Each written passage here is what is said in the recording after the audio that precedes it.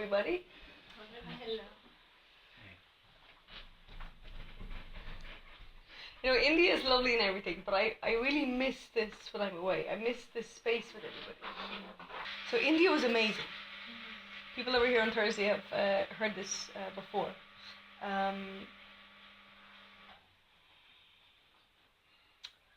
do I go to India? For me, India is always a healing journey. And it's rare that I know what I'm meant to heal before I get there. Sometimes I'll have a sense of just something kind of going on for me. It could be as ordinary as tiredness and just needing that replenishment and rejuvenation. Sometimes it's I'll have a feeling that I've just been working too much and I need fun when I go there. And then most of the time, I actually have no idea until I get there. And in the interaction with people or in the energy of the temples and all of that, stuff starts to get triggered or stirred up for me. And then I start to get a sense of what I'm healing. Yeah? And I have a few common themes in myself of things that frequently come up. Yeah? A lot of, balance things and stuff like that. And each time that I go to India, each time that I go to connect with myself in that sort of way, I find out something else. I'm always finding out something new in myself. This can be finding a new depth, finding a new space for something, finding a new strength, new resilience, something like that. So this trip for me was a little bit of a reminder of, it was maybe some aspects of my personality that I really thought I had addressed, and they were triggered again. In the early part of the trip, it was kind of triggered again. And I was reminded of a couple of things. First is that we can do all sorts of healing in ourselves, but the root of something remains with us. We always keep a little bit of a root of something. And that feels important. That feels like we keep the lesson of something that we went through. We keep the lesson of something that we healed. So it's actually important that we don't clear everything to do with something that happened. We're not erasing it. But I also learned that that little root of something has the possibility to grow again. Yeah? So I remember when I was younger, maybe not so younger, but definitely when I was younger, my mom would, because I was quite opinionated when I was young, yeah, and I would get reminded of this. And something of that showed up in the early part of this trip. I was like, where is that coming from? So a root of something. And in the right conditions, it can start to grow again. For me, the conditions are if I get tired, which I was quite tired from beginning of October. Yeah? When my energy starts to get a little bit lower, these things have an opportunity to get space again. They have an opportunity to take over a little bit. And that was a really important realization for me. Because as we heal ourselves in this game, we do get stronger, we do get more expanded, we do get clearer in ourselves. We do get that deeper sense of self. But it was a realization that none of those are permanent. So this is a journey of continuous effort. And the quicker we can make that enjoyable effort, the easier it'll be for us. If we can find a way that changes our struggle of something to just be the experience of something, an awful lot can change for us. It can become how we do anything becomes how we do everything. How we do anything is how we do everything. So the way we get, little bits of enlightenment of something. We find a new way of dealing with something, a new way of addressing something. And then out of nowhere, something can happen that floors us a little bit. And it feels like to me that when something like that happens, we have a default way that we deal with things. And it can feel quite fixed in a way. But it feels really intrinsic to us, how we deal with things. And that for me feels like a sort of a fallback option. Isn't quite the correct way to say it, but it's like this particular mode of dealing with things that we always have, no matter what happens. It's like our core defense, it's our core survival strategy.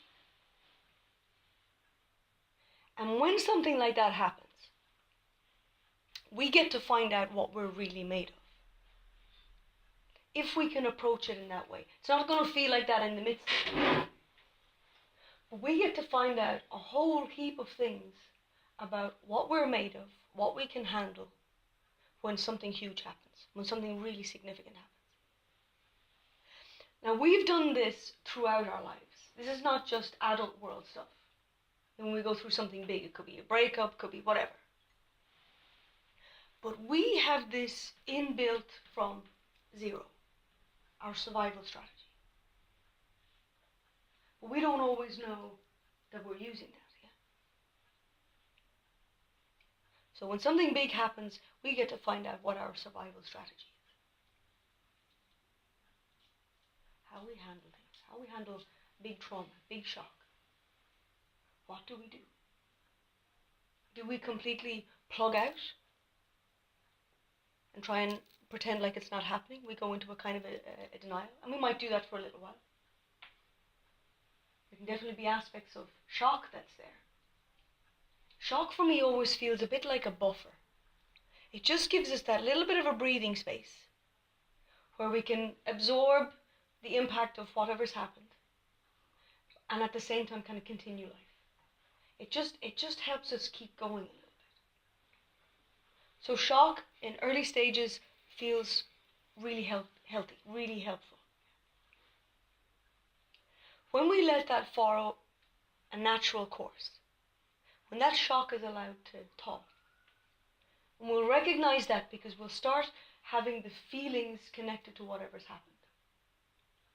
So let's say it might be a death, it might be whatever it is, relationship breakup, job loss, health, something like that. When we start feeling the feelings of what's happened, then we know that our shock is moving into the next phase. We're moving into an area where we're actually able to let ourselves feel some of the magnitude of what's happened. There's a really key indication of our strength when we get to that stage. If we weren't able for that, our body will keep us in that shock. We would feel quite numb and not really feeling a whole lot going through something. So when we start getting to that stage of being able to feel the feelings of it, and after, let's say, a bereavement, that could take a year. We could be in shock for a year after, let's say, a tragic bereavement, rather than natural causes bereavement. We could be in shock for a year, maybe even more than a year, before we really start feeling the grief of that. So feeling the feelings, that's our indication that we're moving into a new phase with this. Our inner depth is always our resource for whatever we're handling. So if we don't know what our inner depth is, we may feel not able to handle what's happening. We can feel really frightened if something unpredictable is happening to us, or something shocking or upsetting is happening for us. As we get a sense of what our inner depth is, and it's really the shit things in life that we learn this. It's really the difficult things that we get a sense of what my depth is, what my strength is. And then we get a sense of what our capacity is. What our capacity for handling the major stuff in life is. Without shit stuff happening, we don't get that deeper sense of ourselves. If I look back over my different life experiences, everything that I learned about my strength, my resilience, my stubbornness, my focus, all of those things, I only learned those through the most difficult things that I went through. If I had any option to choose differently at that time, of course I would have chosen that those things didn't happen. But they did. And what I got to find out from myself was how I handled that. How I lived with that this happened, or that happened in that way, or this happened. I learned my capacity. I learned that my capacity was quite significant, actually.